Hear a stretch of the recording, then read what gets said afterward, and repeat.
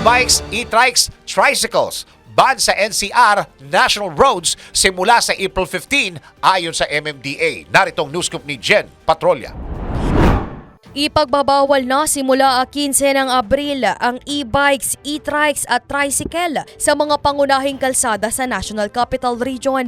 Sa abiso ng MMDA o Metropolitan Manila Development Authority, epektibo ang prohibisyon ng Rojas Boulevard, Taft Avenue, XLEX o Southern Luzon Expressway, Shaw Boulevard, Ortigas Avenue at Magsaysay Boulevard o Aurora Boulevard. Hindi na rin papayagan ang pagdaan ng mga e-bikes, e-trikes at tricycle sa Quezon Avenue o Commonwealth Avenue, A. Bonifacio Avenue, Rizal Avenue, Delpan o Marcos Highway at MacArthur Highway. Gayon din sa Recto Avenue, President Quirino Avenue, Araneta Avenue, EDSA, Katipunan o Carlos P. Garcia, Southeast Metro Manila Expressway, Elliptical Road at Mindanao Avenue.